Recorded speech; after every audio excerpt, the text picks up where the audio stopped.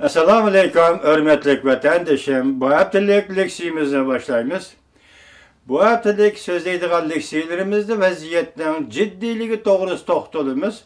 Şoňa men vatandaşlarımdan dikkat kılıp anlaşını ümit kılıman. Leksiyada Sıdaqacı Rozi. Jungo intayin zor xatarga duç kelgenligi doğrusu Kompartiyanın siyasi bürosu ciddi ufturu çıkardı. Mavzulu haber 1. ayının 27. gün Jungo'ga nazar torbetide ilan kılındı. Kompartiyanın siyasi bürosu Jungo'nun işki taşki krizisqa duç kelgenligi doğrusu agahlandırış çıkardı. Ziddiyetle girelişip gitti. Sezgili boladigan, sezgili bolmaydigan bexatarlik xeresleri misli körülmegen dercige yetti. Xalq gazetinin chet elga tarqitish nashrining maxsus toni Jakodav mundaq ko'rsatildi. Jakodavda mundaq ko'rsatildi. Agar sen Kompartiyaning tarixini biladigan bo'lsang, bayqab yetalaysanki, edivi tayyorlik ko'pincha zo'r harakatning boshlanishidir. 1. ayning 25. gün New York Vaqt gazetining Xitoy tilli nashrida mundaq xabar qilindi. Jungo'nun rahbarlik qatlimi 1. ayının 23. günü bir türlük planını tasdiqlab, devlet bexatarligi to'g'risida ishlaydigan nuqtali xizmatlarni o'ttirib qo'yib, Jungo'ning ichki tashqi jihatda intayin zo'r xatarga duch kelganligi to'g'risida ogohlantirish chiqardi. Kompartiyaning yuqori qatlamida 25 nafar kishidan tashkillangan xizmat guruhi yuqori xizmat planini tasdiqladi. Bu planda belgilangan mazmunlarni Shinxuashi oshkorlamadi. Xabarda Jungo'ning rahbarlari xatarlik bir davrga kirib kelganligini tan oldi deb ko'rsatildi. Shinxuashi siyosiy byuroning qarori belgilemeleri to'g'risida xabar tarqatganda jamiyatning ijtimoiy ziddiyatlari giralishib ketdi. Sezgili bo'ladigan va sezgili bo'lmaydigan xatar va xiraslar mislsiz darajaga yetdi. Yuqorida ko'rsatgandek, Xalq gazetining Jakodav maxsus beti agar Kompartiyaning tarixini biladigan bo'lsang bayqaysanki, edivi tayyorlik ko'pincha zo'r harakatdan boshlanishi. 1. ayının 13-19 kunlari uchun o'tkazilgan Jungo'ning 7 cho'ng harbiy rayonining partiya gruppasining doimiy hay'atlari yig'inida Rais Xi Jinpingni qo'llash uchun ifoda bildirib, birdek markaziy harbiy komitet bilan birdaklikni saqlaymiz deb ko'rsatdi. Armiya içinde çereklik qarıştırış yarışını ilgili sorduğum buldu. Kişiler dikkat kıldı ki Kompartiyanın harbiy taraf yuqori derecelik generalları merkezden ifadə bildirgende nəhayət zor yol bası septin düşüp qalar. Demek generallar ifadə bildirişki ötkende nəhayət zor yol basılar septin düşüp qalar dedi.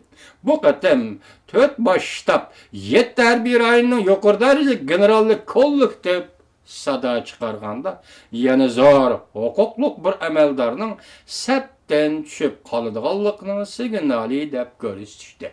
Navbatda Ambang şirkati Deng Xiaopingning avlodiga bog'lanib qoldi.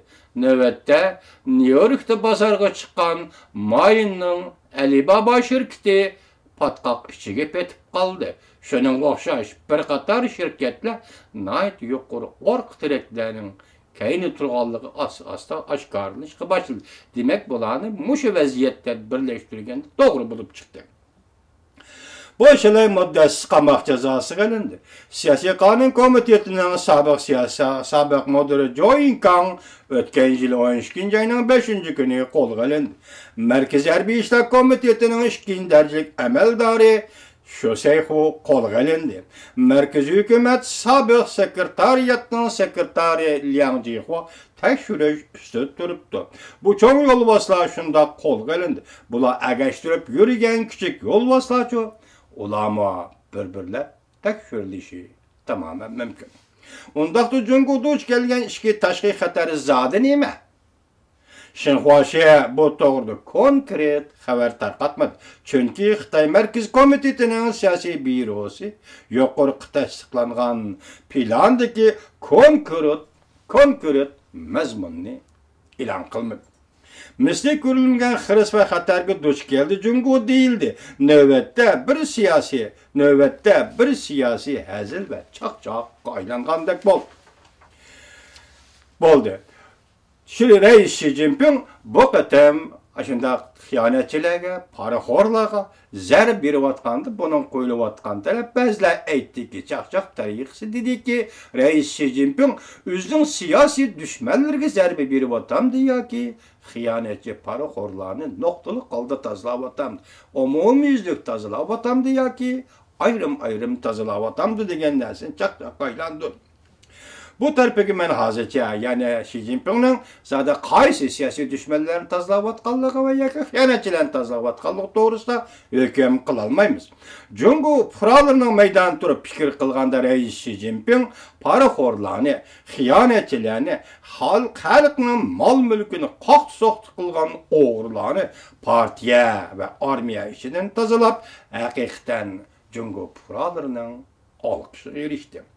Jungo kelayotgan tahdid mayli Jungoning ichki qismi tozalangan amaldorlarning agashkuchilardan kelgan bo'lsin, mayli hayronlardan yoki aloqa mulozamatda bo'lgan taraflardan kelsin, yoki mazhab guruhlarning qoldiqlaridan kelsin, yoki imtiyozli tabaqalardan kelsin, ishqilib Jungoning hozir ichki jihati, tashqi jihati aytganda vaziyati haqiqatan yuqoriqadek naytiqaysin.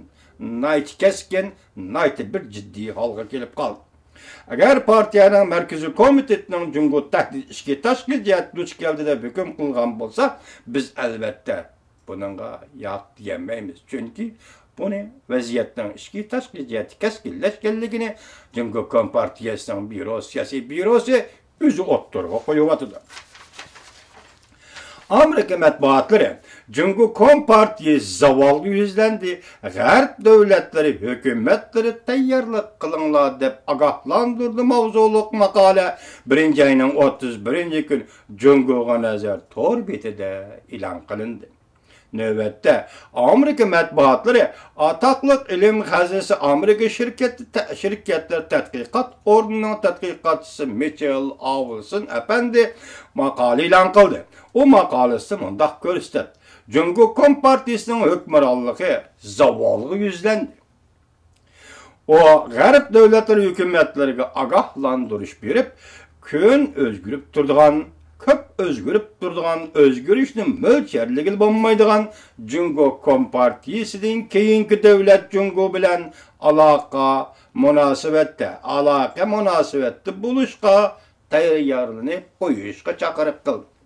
Kompartiya zaval yüzlendi, bu ağduruldu. Kompartiya ağdurulgan deyin keyinki Jungo bilen alaka münasebette buluşqa agahlandırış berip, G'arb devletleri, hükümetleriga Futuriş çıkargandak bir maqalı yazdı Avulson əpəndi. 1-oyning 30 günü Avulson əpəndinin Jungo Kompartiyasının zavallı yüzlenişi mavzuluq maqalısı Amerikada Volkuchisi gazetesida e'lon qildi. Maqala degani mundaq ko'rsatildi. Jungo bilan uzun muddat munosabat qilib kelgan nurg'unlagan mutaxassislar, hatto jumladan Jungo bilan chunqur munosabat o'rnatgan nopozluq erbablar Jungo'nun kelgisiga ümitsiz qaramoqda. Bu xil kayfiyat Jungo'dan kelgan nopozluq kishilarning tan elishiga erishdi.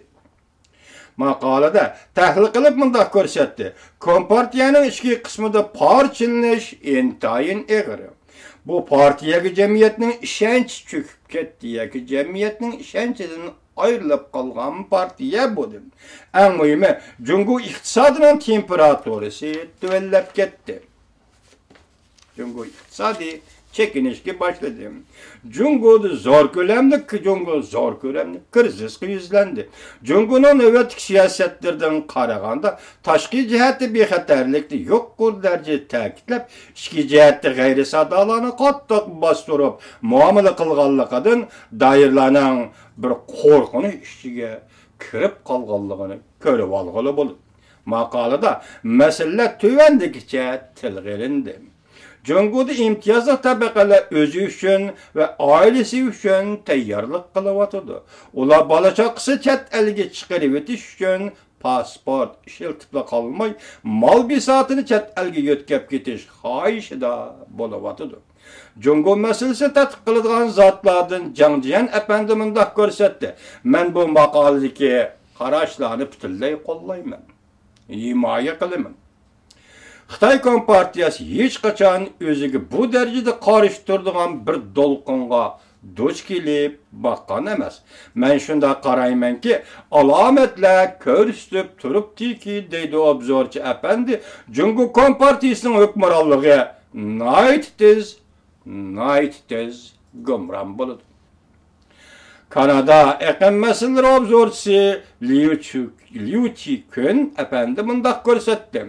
Kompartiya hokimiyatining istiqboli yo'q. O'tmishda Jungoda bir jumla aqliya so'z bor edi. Masalan, Sovetlarning buguni bizning atimiz deydigan bir jumla aqliya bor edi. Bu aqliyani bugun Jungoga tatbiqlasak hargiz vaqti o'tgan hisoblanmaydi edi. Eng qudratli kommunistlar davlat Sovetlar hisoblanadi. Lekin Sovetlar yemirildi, gumron bo'ldi. Sharqiy Yevropadagi sotsialistik davlatlar orqa-orqadan gumron bo'ldi, o'zgarib ketdi. Oxiri Yevropada Bolsheviklar partiyasi gumron bo'ldi. Bu ish albatta Jungodami shundoq yuz berdi deb ko'rsatdi obzorchi Liu Chi-kun apandi. Vaziyat hozir Xitoyning og'zidagi vaziyat ana shundoq. Chet ellardagi mashhurlarning yozgan maqolalarida Jungoning vaziyati ana shundoq. Jungo haqiqatan jiddiy bir krizis davriga kirib qoldi.